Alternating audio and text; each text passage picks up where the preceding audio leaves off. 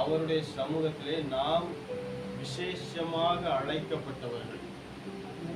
அழைக்கப்பட்டவர்கள் உள்ளே வந்ததினால் நிமித்தம் மாத்திரமே அவருடைய சத்தத்தை நாம் கேட்க முடியும். இல்லை என்றால் நாம் கேட்க முடியாது. ஏதோ வருகிறோம், ஏதோ செல்கிறோம் என்று நாம் இருப்போமானால் அதில் மிகையாகாது, பிரயோஜனம் இல்லை. நாம் வந்ததற்கு ஒரு அர்த்தம் உண்டு. நாம் ஒவ்வொருவரும் இந்த இடத்தில் வந்திருக்கிறோம் என்றால் தேவனுடைய ஒரு சித்தம் இல்லாமல், அவருடைய முகாந்திரம் இல்லாமல் நாம் இந்த இடத்தில் வர முடியாது. நீங்களும் நானும் எந்த சூழ்நிலையோடு இருப்போம் என்று சொல்லி, இருந்திருப்போம் என்று சொல்லி நீங்களும் நானும் அறிய முடியாது. ஒவ்வொன்றையும் தேவன் அறிந்திருக்கிறார். அந்த அறிதலின் நிமித்தம் மாத்திரமே தேவன் நாம் ஒவ்வொருவரையும் இந்த இடத்துல கூட்டி சேர்த்திருக்கிறார். எத்தனை பேர் விசுவாசிக்கிறீர்கள்? விசுவாசம் என்பது வேறு, நம்பிக்கை என்பது வேறு. விசுவாசம் என்பது காணாததை நடக்க இருக்கிறது என்று சொல்லி விசுவாசிப்பது மாத்திரமே விசுவாசம். அல்லேலூயா. நம்பிக்கை என்பது மனிதன், அதாவது மனுஷனிடத்தில் வைப்பது மாத்திரமே நம்பிக்கை. ஏனென்றால் நம்பிக்கை என்பது எப்ப வேண்டுமென்றாலும் சொல்லுங்களேன் மாறும். நீங்களும் பேசணும், நானும் பேசுவேன். அல்லேலூயா. நீங்களும் பேசுனீங்கன்னா தான் நீங்க திடனா இருக்கிறீர்கள், உயிரோடு இருக்கிறீர்கள் என்ற அர்த்தம். இல்லை என்றால் நிறைய பிள்ளைகளை பார்ப்போம். நம்ம ஒரு சில சமயத்துல கொஞ்சம் போர் அடிச்சுட்டா என்ன பண்ணுவாங்க, அப்படியே போற எண்ணுவாங்க. அல்லேலூயா. நாம் அப்படிப்பட்டவளா இருக்கக்கூடாது. ஒரு சில பேர் தெய்வங்கள் இருக்கிறார்கள். ஒவ்வொரு தெய்வமும் மனுஷனால் உண்டாக்கப்பட்டது. அல்லேலூயா. ஆனால் நம்மை உண்டாக்கி இந்த இடத்திலே அவருடைய சமூகத்திலே அழைத்திருக்கிறார். அவர் ஜீவனுள்ள தேவன். அல்லேலூயா. தெய்வங்களை பார்க்கிறோம். ஒவ்வொரு தெய்வத்திற்கும் என்ன தேவைப்படுகிறது? ஒரு பாதுகாப்பு தேவைப்படுகிறது. அல்லேலூயா. நான் சொல்றதை கவனிக்கிறீங்களா? இதை வேடிக்கையாக நாம் எண்ணுவதில் ஒன்றும் இல்லை. ஏனென்றால் அதை உருவாக்கினதே யார்தான்? நம்ம மனுஷன். அந்த தெய்வங்கள் எந்த மனுஷனையும் சமாதானம் உங்களுக்கு தருகிறேன், நிம்மதி உங்களுக்கு தருகிறேன், நீங்கள் என்னிடத்தில் வாருங்கள் என்று சொல்லி யாருமே முன்னதாக சொல்லியிருக்கிறேன் என்று தெரியவில்லை. முஸ்லிம், அதாவது முஸ்லிம் அவர்கள் வணங்கக்கூடிய அந்த குர்ஆனில் சொல்லப்பட்டிருக்கிறது, நீங்கள் எல்லோரும் எனக்கு பிள்ளைகள் என்று சொல்லப்படவில்லை. எப்படி சொல்லப்பட்டிருக்கிறது? நீங்கள் எல்லோரும் எனக்கு அடிமைகள். அல்லேலூயா. அப்ப அடிமைகள்னா என்ன? அவர் சொல்லுவதை நாம் அடிமையாக இருந்து செய்யணும், கேட்கணும், கீழ்ப்படியணும் அப்படிங்கிறதுக்காக இல்லை. அவர் சொல்றது நம்ம கண்டிப்பா செய்யணும், செய்து ஆக வேண்டும். இன்னும் மனுஷனால் படைக்கப்பட்ட தெய்வங்கள் என்ன சொல்லி அழைக்கிறது என்றால், நீங்கள் எனக்கு இது செய்ய வேண்டும், இல்லை என்றால் நான் உங்களுக்கு குடும்பத்திலே உபத்திரவத்தை பண்ணுவேன், அல்லது செதறடிப்பேன், அல்லது சமாதானம் இல்லாத காரியத்தை என்ன செய்ய வேண்டுமோ உள்ள போய் குட்டிச்சாத்தான வச்சு நான் எதையாவது கிளப்பி விட்டுவேன். அல்லேலூயா. அதனால் ஒரு பிரயோஜனம் இல்லை. இன்னும் அநேகம் பேர் எனக்கு நிம்மதியிலே சமாதானம் இல்லை என்று சொல்லி மாந்திரீகத்தை நோக்கி போகிறார்கள், மந்திரவாதத்தை நோக்கி போகிறார்கள். ஆனால் அங்கே போகும் பொழுது அவர்கள் சொல்லும் வார்த்தை, என்னை நான் கட்டுப்படுத்திக் கொள்ளுவேன்,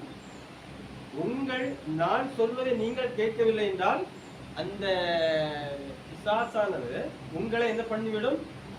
பட்சித்து போட்டுவிடும். இது சொல்றது யாரு? மாந்திர கட்டுக்காரர்கள். அல்லேலூயா. ஆனால் மந்திரம் செய்கிறவர்களே என்ன செய்கிறார்கள்? தெய்வத்தை காலை கட்டி என்ன செய்வார்களாம்? சொல்லுங்களேன், உன்னை நோக்கி பாருங்க. அம்மா அதுல இருங்க, யாரும் ஒண்ணும் சொல்ல மாட்டாங்க. அல்லேலூயா. இங்க பாருங்க, இங்க பாருங்க, என்ன பாருங்க. அதனால ஒவ்வொரு தெய்வங்களும் ஒவ்வொரு பெரிய காரியங்களும் அவைகளுக்கு மனிதர்கள் அடிமையாக இருக்கிறார்களே ஒழிய அதனால் அவர்களுக்கு என்ன ஆகவில்லை. இங்க கவனிங்கம்மா, என்ன கவனிங்க, என்ன ஆகவில்லை? சமாதானம் இல்லை, நிம்மதி இல்லை. அதனால் அவர்களுடைய தேவைகள் என்ன பண்ணவில்லை. அல்லேலூயா. காலை வேளையில் தேவன் சொல்லுகிற வார்த்தை, நான் உங்களுக்காக மரித்தேன், நீங்கள் செய்த பாவத்திற்காக நான் அவமானப்பட்டேன்,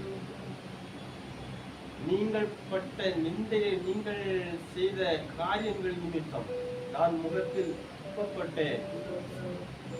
நீங்க அநேக காரியங்களுக்காக, தப்பான காரியங்களுக்காக, தவறான காரியங்களுக்காக வியர்வை சிந்தி உங்களுக்காக நீங்களே கஷ்டப்பட்டீர்கள். அதற்காக நான் ரத்தத்தை சிந்தினேன். ஆனால் நீங்கள் எல்லோரும் எனக்காக என்ன செய்ய வேண்டாம்? ரத்தம் சிந்த வேண்டாம், பாடுகளை அனுபவிக்க வேண்டாம், காயப்பட வேண்டாம், ஈட்டியிலே குத்தப்பட வேண்டாம். எனக்காக நீங்கள் செய்ய வேண்டிய காரியங்கள் என்னவென்றால், எத்தனையோ ஜனங்கள் கஷ்டப்பட்டு கொண்டே இருக்கிறார்கள், எத்தனையோ ஜனங்கள் ரத்தத்தை சிந்தி கொண்டே இருக்கிறார்கள், எத்தனையோ ஜனங்கள் எனக்கு சமாதானம் இல்லை, நிம்மதி இல்லை, அமைதி இல்லை, எனக்கு மரணம் தான் என்று சொல்லி முடிவை நோக்கி கொண்டே இருக்கிறார்கள். அவர்களுக்காக திறப்பின் வாசலில் நான் உங்களுக்கு நியமிக்கப்பட்ட இடம், அது எந்த இடம்? அதுதான் தேவனுடைய ஆலயம். அல்லேலூயா. அந்த ஆலயத்திலே வந்து எத்தனை பேர் எனக்காக, என்னுடைய ஜனத்திற்காக, நான் உண்டாக்கின ஜனத்திற்காக எத்தனை பேர் திறப்பின் வாசலில் நிற்பீர்களோ, அல்லேலூயா, அவர்களை அறுவடை செய்து இந்த இடத்திலே கொண்டு வந்து இந்த இடத்திலே சேர்ப்பதற்கு ஒருவராயிலும் உண்டோ என்று சொல்லி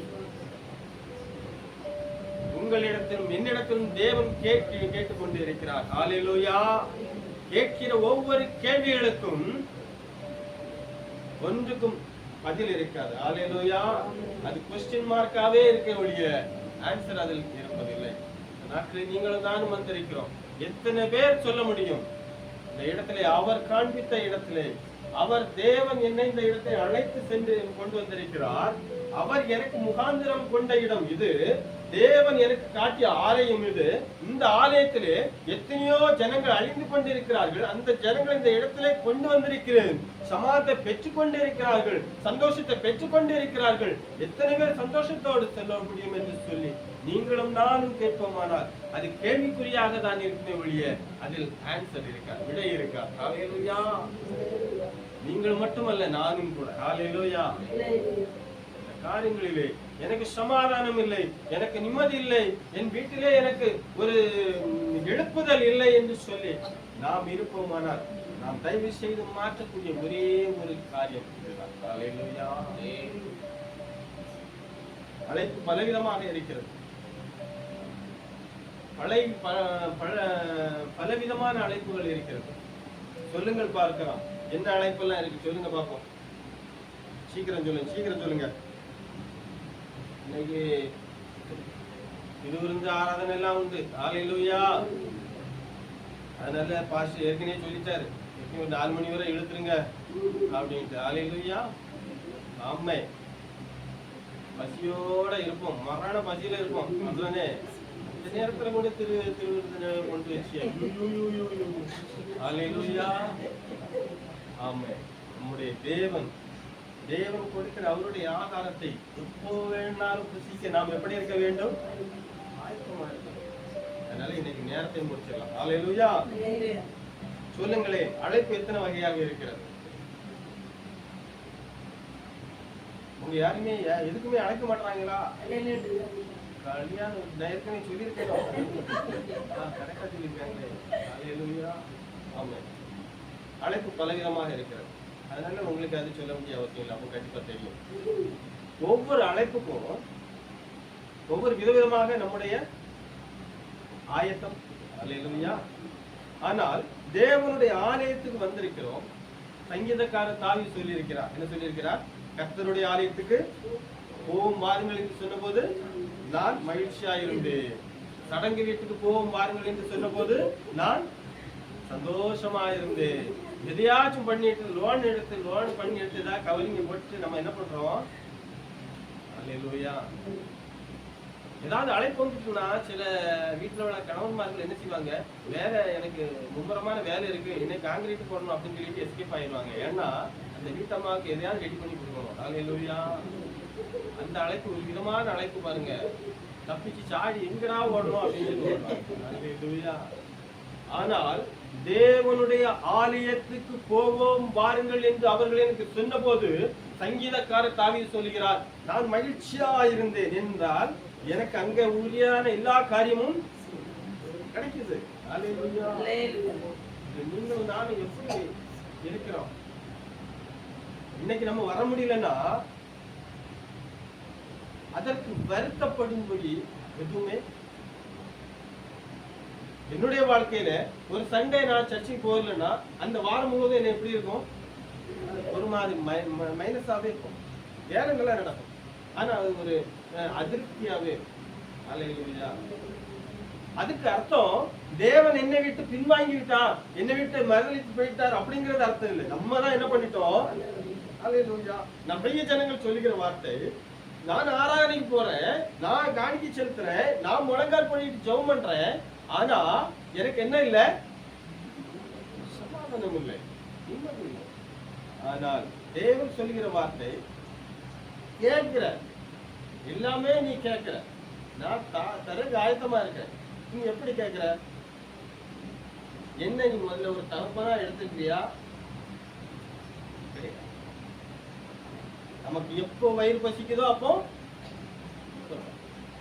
ஆனா வயிறு பசி வர்றதுக்கு முன்னாடி நம்ம மகிழ்ச்சியா இருக்கணும் இல்லையா? அந்த நேரம் என்ன பண்ண மாட்டோம்? கூப்பிட மாட்டோம். அதுதான் மனுஷனுடைய சுபாவம். அல்லேலூயா. இந்த வாழைக்கு வந்திருக்கிறோம். ஒருவராயிரம் சொல்ல முடியுமா? என் வீட்டுல எல்லாம் ஆசீர்வாதமா இருக்கு, எல்லாம் திருப்தியா இருக்கு, என்னுடைய சம்பாத்தியத்தினால எல்லாமே என் வீட்டுல எல்லாமே பெர்ஃபெக்டா இருக்கு. யாராவது சொல்ல முடியுமா? சொல்லுங்க. ஒன்றும் பிரச்சனை கிடையாது. நான் ஒன்றும் சொல்ல மாட்டேன், ஒன்றும் கொண்டு போக மாட்டேன், சொல்ல முடியாது. அல்லேலூயா. ஆனால் உங்களுக்கும் எனக்கும் ஒரு தேவைப்படுகிறது, ஒரு காரியம் தேவைப்படுகிறது. அல்லேலூயா.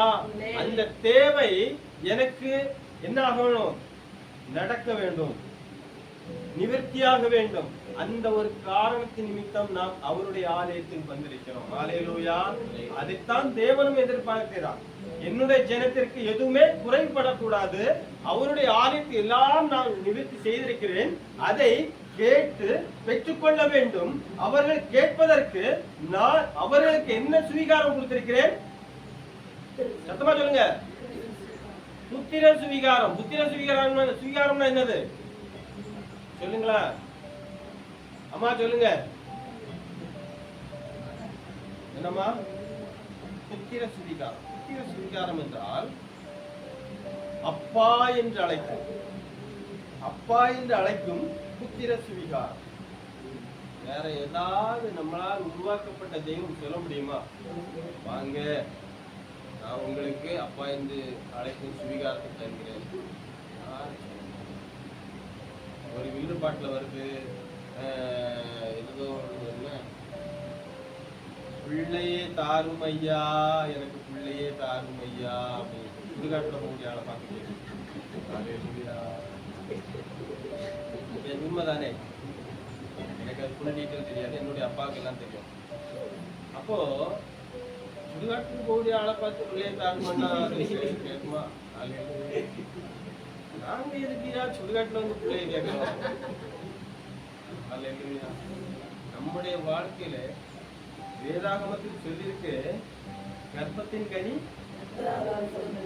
அல்லேலூயா. அது ஒரு கனின்னு சொல்லப்பட்டிருக்கு, அது ஒரு பழம்.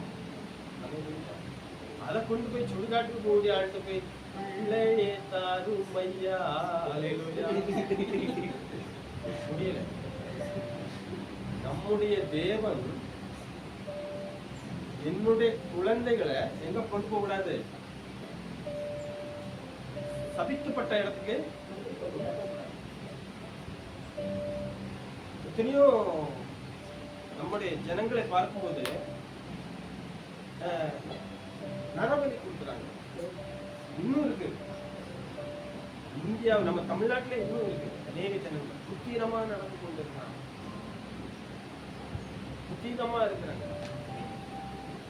அந்த ஜனங்களுக்குள்ள எப்படி சந்தோஷம் வரும், எப்படி சமாதானம் வரும்?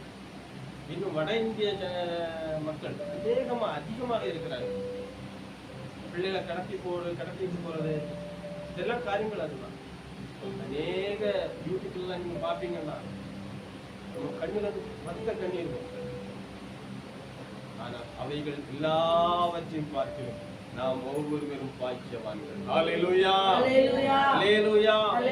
நம்முடைய தேவன் சுதந்திரிக்கப்பட்ட அந்த தேசத்திலே நாம் ஒவ்வொருவரையும் இருக்க பண்ணுவார் என்று சொன்ன வசனத்தின்படி நாம் ஒவ்வொருவரும் அந்த இடத்திலே இருக்கிறோம். ஹல்லேலூயா. தேவனால் நாம் தேர்ந்தெடுக்கப்பட்டவர்கள். ஏனென்றால் அவருடைய சமூகத்தில் நாம் அழைக்கப்பட்டவர்கள். ஹல்லேலூயா. எடுத்த ஒரே ஒரு வசனத்தை வாசிங்களேன். ரோமர் 11:29 வாசியுங்கள். அவருடைய அழைப்பு எப்படிப்பட்டது? அவருடைய ஆலயத்தில் வந்திருக்கிறோம்.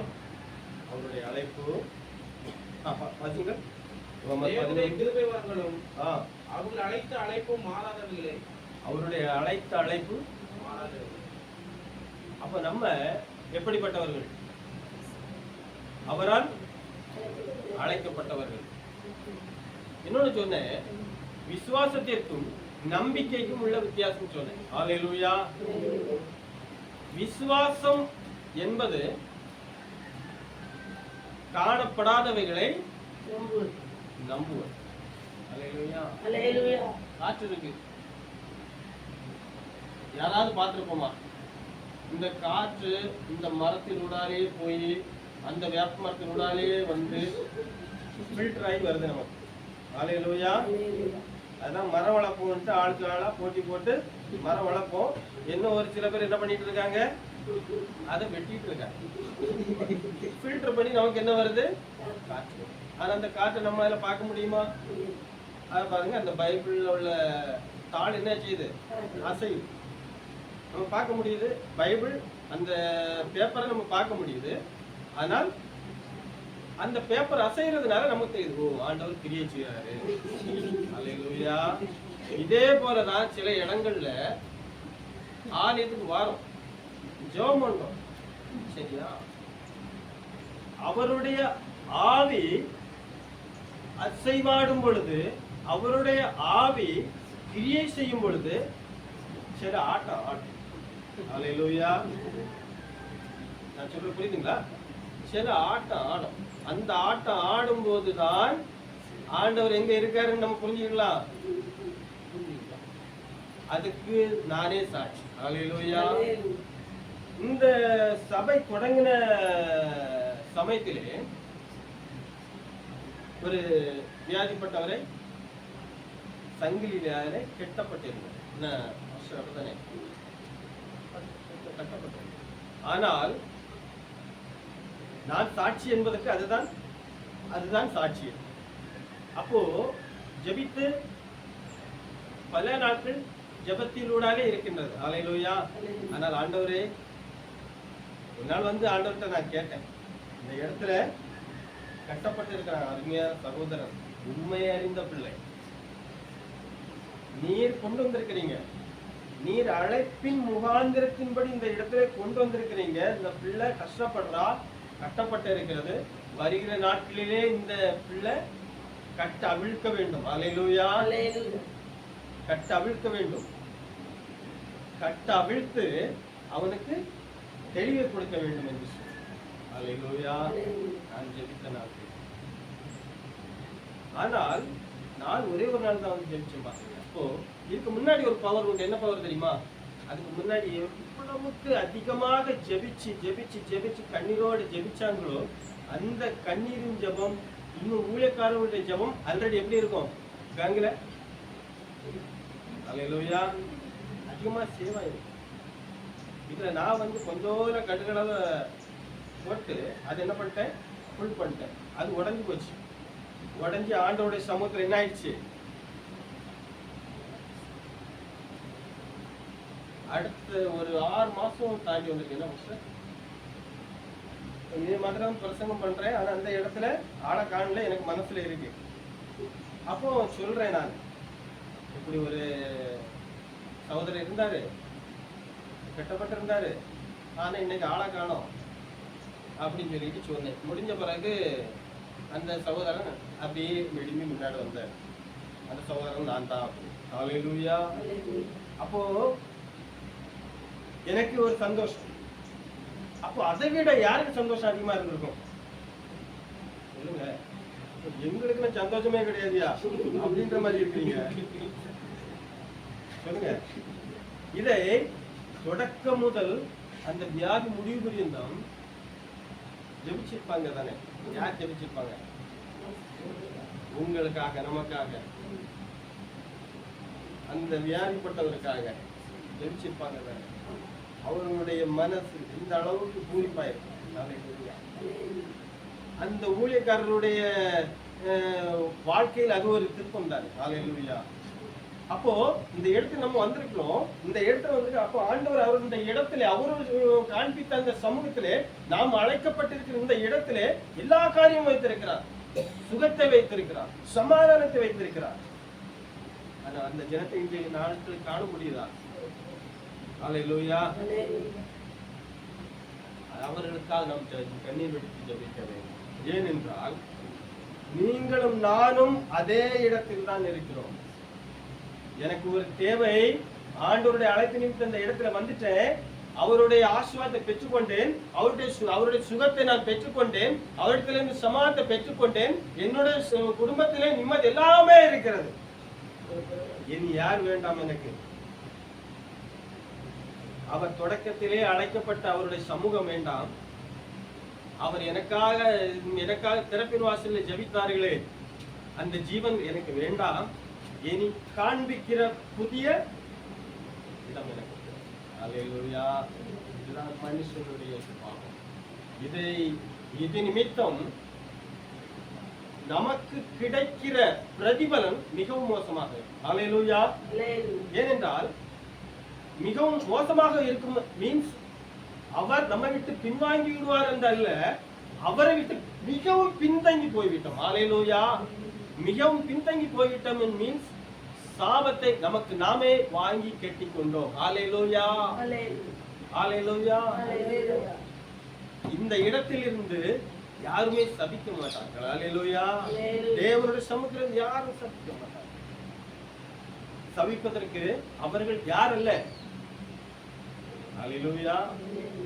தேவன் சொல்லுகிற வார்த்தை, அவருடைய நாமத்தினாலே நீங்கள் என்ன கேட்டாலும் பெற்றுக்கொள்வீர்கள். அதே போல ஊழியக்காரர்கள் சொல்லுகிற வார்த்தை, என்னுடைய நாமத்தினால் ஒரு வீட்டிலே போய் நீ சமாதானம் உண்டு, சந்தோஷமாயிரு, ஆசீர்வாதமாயிரு சொன்னா அந்த இடம் என்ன ஆயிடும்? அல்லேலூயா. அல்லேலூயா. இந்த இடத்துல நீங்களும் நானும் வந்திருக்கிறோம். அழைப்பில் எப்படி இருக்கிறோம்?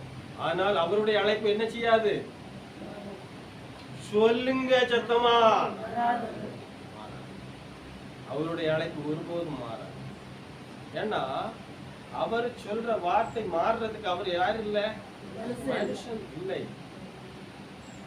நான் நம்பிட்டு இருக்கிறேன், மனுஷனும் நம்பிட்டு இருக்கிறேன். மனுஷனை நம்புவதை பார்க்கும் தேவன் மேல் பச்சத்தலா இருந்து அவருடைய வழியிலே நடந்து அவர் அழைத்த அழைப்பிலே உறுதி கொண்டு அவர் காட்டிய இடத்திலே உறுதி கொண்டு அந்த சமூகத்திலே நாம் உறுதியா பற்றி அவரை நோக்கி நாம் கேட்போமானால் கேட்கிற யாவை நீ பெற்றுக்கொள்ளுவார். அல்லேலூயா. தேவன் சொல்கிற வார்த்தை. தேவன் அநேக வார்த்தைகளை சொல்கிறார். ஆனால் அவரவருக்கு என்ன தேவையோ அதை நாம் பெற்றுக்கொள்ள வேண்டும். எல்லா வார்த்தையும் எனக்கு தான் சொல்றாரு, எனக்கு தான் சொல்றாரு, எனக்கு தான் சொல்றாருன்னா ஒரு மனுஷன் வெளியே போகும்போது வேதாமத்தை சொல்லி அப்படியே திறந்து பார்த்துட்டு போவான். அதுல என்ன எழுதிருக்குமா? உனக்கு பிரேத குழி ஆயத்தமா இருக்கிறது அப்படின்னு. ஐயோ அப்படின்னு சொல்லிட்டு மூடிக்கிட்டு மறுபடியும் ஓபன் பண்ணுவாங்க. செய்யறத சீக்கிரம் செய்யி அப்படின்னு சொல்லி அடுத்த வார்த்தை. அல்லேலூயா. நம்ம ஜனங்கள் அப்படிதான் இருக்கிறாங்க. புறஜாதி ஜனங்களை தான் ஜோசியாரனை பாக்குறாங்க அப்படின்னு பார்த்தா நம்ம ஜனங்கள் அதோட மோசமா இருக்கிறாங்க. ஆமென். அல்லேலூயா. எனவே தேவன் சொல்லுகிறார், திருக்குழந்தைகள் போல் மாறுங்க. என்ன இருக்கா பத்தியா? சின்ன பிள்ளை காலனி கூட்டா யாமரையும் பராபரனே. அல்லேலூயா. ஆமாங்க, சபையில எல்லாருமே ஒற்றுமையோட இருக்கிறோம் அப்படின்னு சொல்லி கேட்டோம்னா கொஸ்டின் மார்க் தான் வருது. உண்மை இல்ல. தேவன் சொல்கிற வார்த்தை, அவரால் அழைக்கப்பட்ட ஜனங்கள் ஒருவருக்கு ஒருவர் அன்பையும் முந்திக் கொள்ளுங்கள் என்று சொல்லப்பட்டிருக்கிறது. அல்லேலூயா. ஏனென்றால் அவரால் அழைக்கப்பட்டவர்கள் நாம் சிறு குழந்தைகள் போல இருக்கணும். சிறு பிள்ளைகளை என்னிடத்தில் வருவதற்கு இடம் கொடுங்கள், அவர்களை அவர் பெரிய பெரிய பெரிய ஊழியம் செய்தவர். அநேக ஜனங்கள் கூடி இருக்கிறாங்க. ஒரு குட்டி பிள்ளை இதே மாதிரி காலை தூக்கி நீளமா வச்சுக்கிட்டு அவருக்கு தலைக்கணும். ஒரு அந்த ஆண்டவர் என்ன செய்தாரு, அந்த பிள்ளை அப்படியே தூக்கி மடியில வச்சுட்டு உடனே பேரண்ட் என்ன பண்ணிருப்பாங்க, வந்து அதட்டிப்பாங்க. ஏய் ஒழுங்கா இருக்க முடியாதா, நீ அங்க போ, அது என் பிள்ளை, அவர்களுக்கு இடம் கொடு. அது குடுக்கணும் உங்களோட சொல்லணும். அல்லேலூயா. அப்போ ஊழியம் செய்யற அவரு சின்ன பிள்ளைகளையும் கவனிச்சுட்டே இருப்பார். ஒருத்தன் சேவல் கடையில போயிருக்கான். சின்ன பிள்ளை விழுந்துருவானா, அவன் தப்புன்னு எழும்போது தலை தட்டும். அப்போ கவனமா இருக்கணும். அல்லேலூயா. அவன் எழும்போது தலை தட்டும். அப்ப அதுக்கு என்ன பதில் சொல்லணும்? அப்போ அதுக்கேற்ற அந்த பேரண்ட் அவர் எப்படி வழி திருப்பணுமோ, எப்படி திசை திருப்பணுமோ அப்படிதான். அல்லேலூயா. அப்போ அவருடைய ஒவ்வொரு எண்ணங்களும் அவருடைய வசனத்தை கொடுக்கிறாரு. ஜனங்களுக்கு என்ன ஆகாரம் தேவை அதை கொடுக்கிறாரு. ஆனால் அந்த ஆவிக்குரிய ஆகாரம் கொடுக்கிற ரீதியிலே அவருடைய மனசுல கண்டிப்பா என்ன ஓடும், மாமிசமும் பலவீனமாயிட்டு இருக்கு, அதுக்கும் ஆகாரம் கொடுக்கணும், அதுக்கும் ஆயத்தமாகணுமே அப்படின்னு சொல்லி ஆண்டவர் கண்டிப்பா என்ன பண்ணிருப்பாரு. ஏன்னா வந்துட்டு ஜனங்கள் யாரை நோக்கி வரல, யாரு அழைச்சி வரல, சீஷர்கள் அழைச்சியோ இன்னும் கூட உள்ளவங்க அழைச்சி வரல. இவருடைய அற்புதம் அடையாளங்கள், இவருடைய நடவடிக்கைகள், இவருடைய ஊழியத்தை பார்த்து ஒவ்வொருவரும் அவருடைய அழைப்பு நிமித்தம் வந்திருக்கிறார். அல்லேலூயா. அப்ப அவருடைய அழைப்பு நிமித்தம் அறிந்தவங்க சின்ன குட்டி பிள்ளைங்க கூட என்ன பண்ணக்கூடாது, வெறும் வயிறோட திரும்பி போகிறார். அல்லேலூயா. நாட்களிலே நீங்களும் நானும் வந்திருக்கிறோம். அவருடைய அழைப்பு மாறாது. ஆனால் நம்முடைய புத்தி என்ன செய்யுது, மாறுது. அந்த புத்தி எப்படி இருக்க வேண்டும், நிலையாக இருக்க வேண்டும். அதற்காக நாம் எப்படி இருக்க வேண்டும், தேவனுடைய சமூகத்தில் எப்படிப்பட்டவர்களாக இருக்க வேண்டும், எந்த நோக்கத்தோடு இருக்க வேண்டும் என்பதை நீங்களும் நானும் அறிகிறவர்களாக இருப்போமானால் அவருடைய புத்தினால் ஞானத்தினால் நிரப்புவார். அல்லேலூயா. நீதிமொழிகளே சொல்லப்பட்டிருக்கிறது, ஞானவான் எப்படி இருக்க வேண்டும், புத்தி உள்ளவன் எப்படி இருக்க வேண்டும், புத்தி இல்லாதவர்கள் எப்படி இருக்க வேண்டும், யாரை கூப்பிட வேண்டும், யாரை அழைக்க வேண்டும், எப்பெல்லாம் நம்முடைய வாய் எப்பெல்லாம் திறக்கணும், சத்தமா தான் சொல்லுங்களேன். இல்ல பாஸ்டர் ரொம்ப தூரம் வேதனைப்படுத்தாதுங்க, உறக்கம் வரும்போது மட்டும் வாயை திறக்கும். அல்லேலூயா. அல்லேலூயா. நிறைய ஜனங்கள் எப்படின்னா இடிமுழக்கத்தின் மெசேஜ் போயிட்டு இருக்கும், இடிமுழக்கத்தின் மெசேஜ் போயிட்டு இருக்கும். நான் அல்லேலியா சொல்லும் போது அல்லேலியா சொல்லவே மாட்டாங்க. அது எப்போ அல்லேலியா சொல்லுவாங்கன்னா, அப்படியே கொஞ்சம் நிக்கரை நேரா கட்டந்து சொல்லும்போது அப்படியே அல்லேலியா சொல்லிடுவாங்க. அல்லேலூயா. நம்முடைய ஜனங்கள் இன்னும் இன்னும் ஒரு சில பேரை பார்க்கும்போது வீட்டுல நிம்மதியே இல்லையா, கொஞ்ச நேரம் அமைதலாக நித்திரை உண்டாகும்படியாக நாங்க வந்திருக்கிறோம். ஹல்லேலூயா. அப்ப எத்தனை ஜனங்கள் இருக்கிறாங்க? ஹல்லேலூயா. பல இடங்கள்ல பார்த்து அப்படி இப்படி ஒவ்வொன்றையா பார்த்து அனுப்பி வச்சுட்டு வர்றேன் நான். நம்ம ஜனங்கள் அப்படி இருக்க மாட்டாங்க. தேவன் நம்மை கொண்டு வந்திருக்கிறதின் முகாந்திரத்தை அறிந்தோமானால், நமக்கு தெரிந்திருக்குமேயானால், அவர் கொடுக்கிற ஒவ்வொரு வார்த்தையும் அது எனக்கு என்ன பிரயோஜனமாக இருக்கிறது, அவர் என்னை அழைத்த அழைப்பு இதற்காகத்தானா என்று சொல்லி நீங்களும் நானும் அதை என்ன செய்ய முடியும்?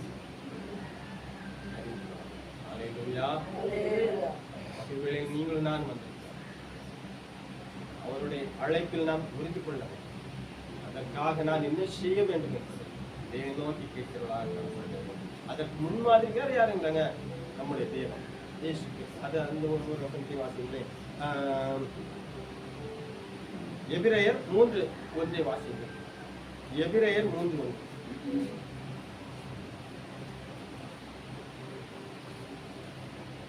இப்படி இருக்க பரம அழைப்புக்கு பங்குள்ளவர்களாகிய பரிசுத்த சகோதரரே, நாம் அறிக்கை பண்ணுகிற அப்போஸ்தலரும் அது யாரு? அடுத்த வாசி. பிரதான ஆசாரியமாய் இருக்கிற கிறிஸ்து இயேசுவை கவனித்து பாருங்கள். அது யாரு? இதெல்லாம் ரெண்டுமே யாரு? இயேசு கிறிஸ்து. ஹல்லேலூயா. ஹல்லேலூயா. எல்லாத்துக்குமே அவர்தான் எப்படி இருந்தாரு? நீங்களும் நானும் எத்தனை இக்கட்டான சூழ்நிலை வந்தாலும் காலை போஸ் சாத்தானேன்னு சொல்லிட்டு அவருடைய சமூகத்திலே வருவோம். ஆனால் அதுல கிடைக்க ஆசீர்வாதம் வேற எங்கேயும் கிடைக்காது. ஏற்கனவே சொன்னது போல ஏற்கனவே நான் உங்கள்கிட்ட சொல்லிப்பேன் நினைக்கிறேன், ஞாபகப்படுத்துறேன். அருமையான ஒரு வீட்டம்மா, நான் குழந்தைகள் ஊழியம் செய்யறேன்னு சொல்லிக்கிட்டு வீட்டுல உள்ள வேலையும் செய்யாம சபைக்கு தான் போயின்னு சொல்லிட்டு சபைக்கு வந்துச்சுன்னா ஒரு பிரயோஜனமும் கிடையாது. ஹல்லேலூயா. அவர்கள் அப்படியாக என்ன செய்வார்கள்? திரும்ப போகும்போது பிசியோதெரப்பி அவங்க நடக்கும். அதுல ஒரு பிரயோஜனமும் கிடையாது. ஹல்லேலூயா.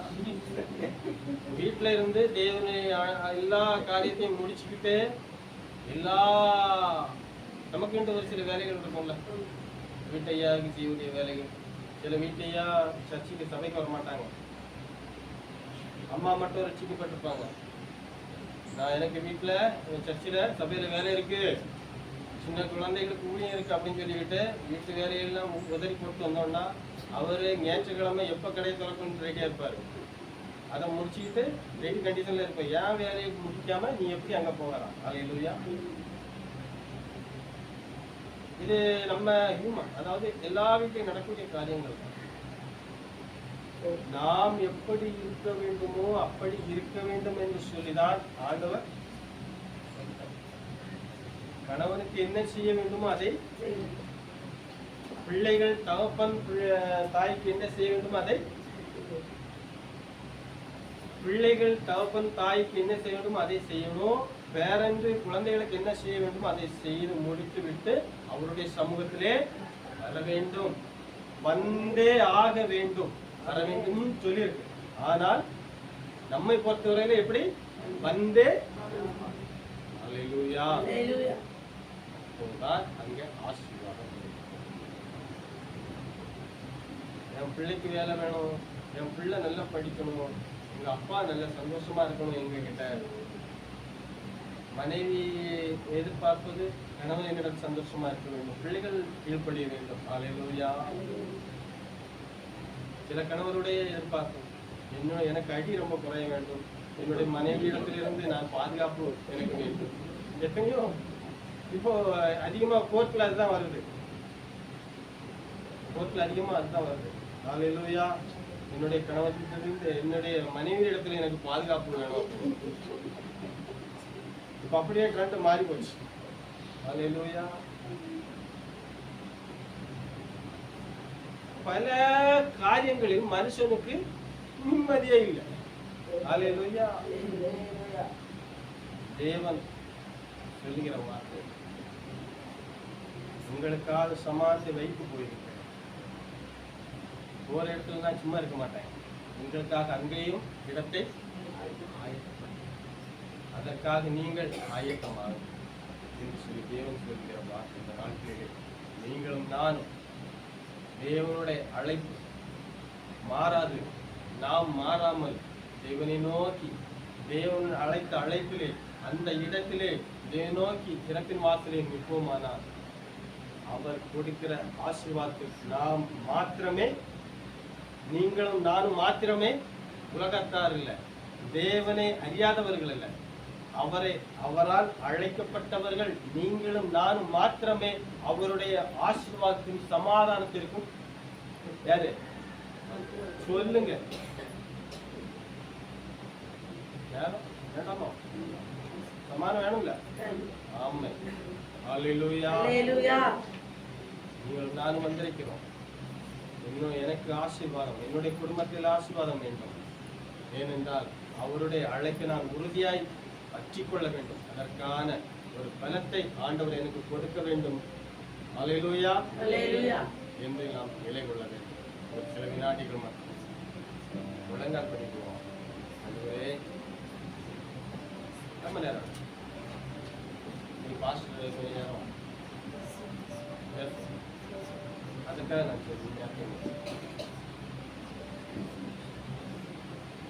ஒரு சில வினாடிகள். ஆண்டவரே, நீங்க அழைத்த அழைப்பில் நான் உறுதி கொள்ள வேண்டும். ஆண்டவரே, உங்களுடைய அழைப்பில் நான் பலன் கொள்ள வேண்டும். என்ன சூழ்நிலையோடு வந்திருக்கிறேன் என்று சொல்லி மனிதர்கள் அறிய முடியாது, ஊழியர்கள் அறிய முடியாது. என் தேவன் நீங்க அறிஞ்சிருக்கிறீங்க, என்ன நீங்க அழைச்சி இருக்கிறீங்க, உம்முடைய பாதத்தில் வந்திருக்கிறேன். இதோ என்னுடைய கஷ்டத்தை உம்முடைய பாதத்தில் கொடுக்கிறேன். ஆண்டவரே, என்னுடைய குடும்பத்தில் என்ன சூழ்நிலை இருக்கிறது என்று சொல்லி தேவன் அறிஞ்சிருக்கிறீங்க. என்னுடைய பலவீனத்தை தேவன் அறிஞ்சிருக்கிறீங்க. ஒவ்வொன்றையும் தேவன் நிர்மூலமாக்குகிறார். நான் மனுஷன், உம்முடைய அழைப்பு உறுதியானது. உம்முடைய ஆலயம், உம்முடைய அழைப்பு ஒரு நாளும் மாறாது. அந்த அழைப்பில் நான் உறுதி கொள்ள வேண்டும். அந்த அழைப்பில் நான் உறுதி பெற்றுக் கொள்ள வேண்டும். அதில் உள்ள ஆசீர்வாதம் என்னை நிலைத்து, ஆண்டவரை நிலைத்தோங்க வேண்டும் என்று உம்மை நோக்கி கேட்கிறேன். ஆண்டவரே, நாங்கள் என்ன செய்ய வேண்டும், எப்படி நடக்க வேண்டும், உம்முடைய நீதியின் பாதை என்னென்று அறிந்து நடக்கும்படியான ஒரு தெளிந்த புத்தி எங்கள் ஒவ்வொருவருக்கும் கொடுங்க என்று சொல்லி உம்மை நோக்கி வந்திருக்கிறோம். நீர் அழைத்த இடத்தில் வந்திருக்கிறார். உம்முடைய பாதையில் நோக்கி வந்திருக்கிறார். உம்முடைய ஆசீர்வாதங்கள் நிலை உள்ளது. உம்முடைய நாம் மட்டும் மகிமைப்பட புதிய கனவுகளா நீங்க எடுத்துக்கொள்ளுங்க. இயேசு நாமத்தில் ஜெபிக்கிற நல்ல பிதாவே, ஆமென். ஆமென். ஹல்லேலூயா. நல்ல வசனங்களை ஆண்டவர் தியானிக்க செய்தார். தேவன் நமக்கு தந்த எல்லாரும் உட்கார்.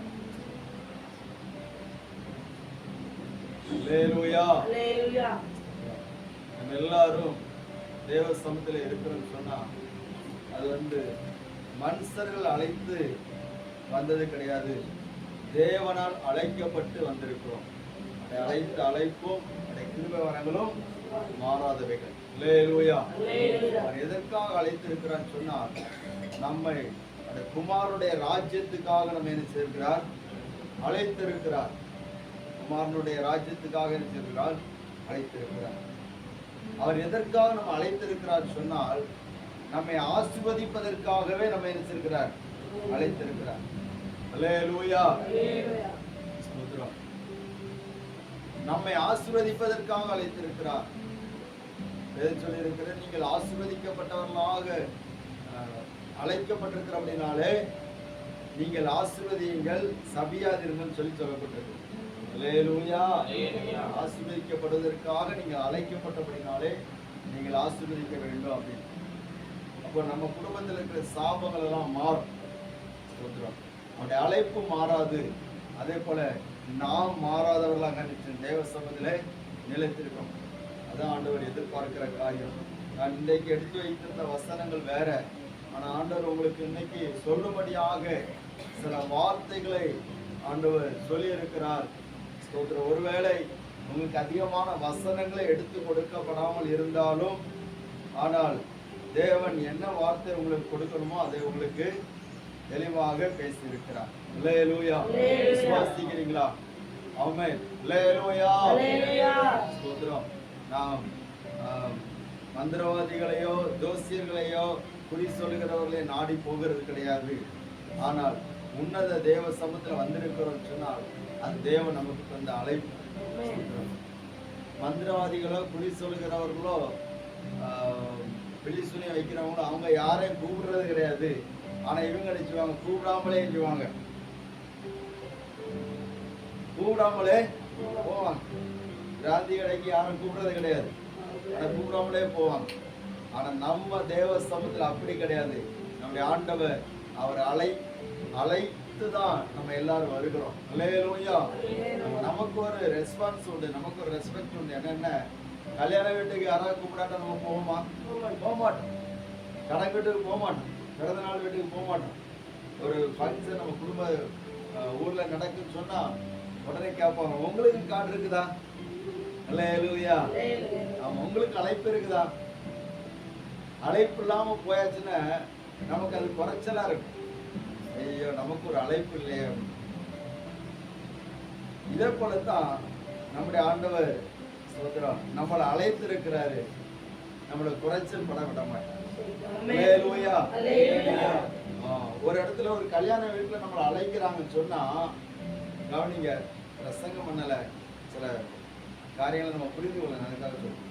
அழைக்கிறாங்கன்னு சொன்னா போகிற நம்மள அவங்க நினைச்சவங்க சந்தோஷமா வரவேற்பாங்க, கனப்படுத்துவாங்க, நம்மள உபசரிப்பாங்க. ஆனா அழைக்கப்படாம போயாச்சுன்னா கண்டுகிட மாட்டாங்க, உபசரிக்க மாட்டாங்க, கனப்படுத்த மாட்டாங்க.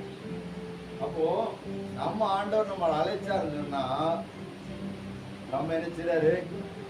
கனப்படுத்துகிறார். நம்மளை உபசரிக்கிறார். நம்ம ஒவ்வொரு நாளும் நம்மளை விசாரிக்கிறார். அதனால நான் கஷ்டப்பட்டதுன்னு சொல்லி நினைக்காங்க, அவர் விசாரிக்கிறார். அவர் உங்களை விசாரிக்கிறவர் ஆனபடினால் உங்கள் கவலைகள் எல்லாம் அவர் மேல வைத்து விடுங்கள். அல்லேலூயா. ஒரே ஒரு வசனத்தை மட்டும் வாசித்து அப்படியே சொல்லிப்போம். ஏசாயா தீர்க்கதரிசன புத்தகம் 35வது அதிகாரம்